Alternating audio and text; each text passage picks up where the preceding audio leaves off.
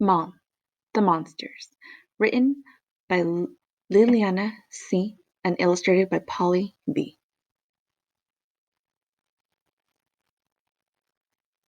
Mom, The Monsters. Once upon a time, I was very, very afraid at night, terribly afraid. So afraid that my hands shook like this, and my teeth chattered like this, and my heart beat like this.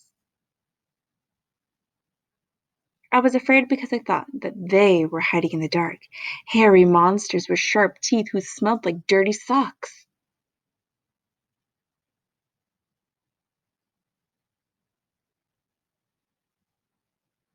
And then there were them, dreadful ghosts floating in the air, trailing dust and cobwebs.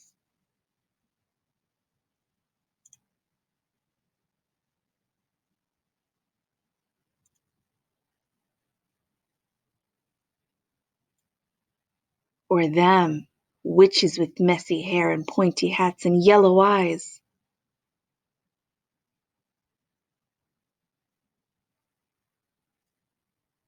Or even them, huge ogres with huge hands and huge feet and huge mouths full of green drool.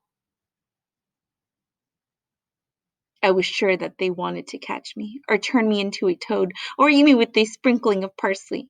So, in the middle of the night, I'd shout, "Mom! The monsters!" And Mom would put on the light and sing songs to me until I went back to sleep. And in a dark corner, the monsters and the witches and the ghosts and the ogres waited. They did not move, but they were watching me. Then one day, Mom got tired of always having to get up in the middle of the night. "You're a big boy now. You shouldn't be afraid anymore." "But Mom, the monsters!" "Monsters don't exist," she said, as she vacuumed under my bed, sucking up the dust and some hairy monsters. The ones with sharp teeth who smelled like dirty socks.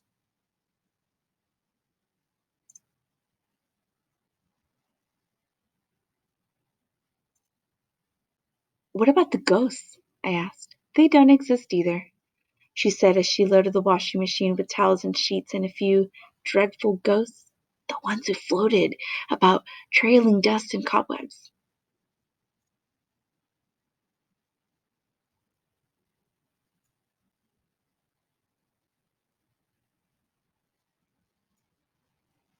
"But what about the witches?" I asked. "Not at all," she told me, while she tidied up the closet, straightening the books and a few witches, the ones with messy hair and pointy hats and yellow eyes. "And the ogres?" I wanted to know.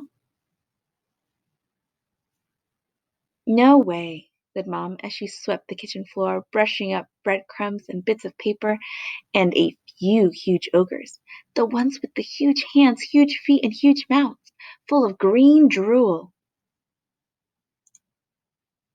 "Are you sure, Mom? Are there really no monsters?" "They're just stories, dear," she told me, while she washed the dishes and the monsters, and ironed the sheets and the ghosts. And while she cleaned the furniture and the witches, and rested on the sofa with some comfy cushions and huge ogres. That's why I'm not scared of anything now. Monsters, ghosts, witches, and ogres don't come to my bedroom anymore. They are too afraid because they know that their biggest nightmare lives in my house.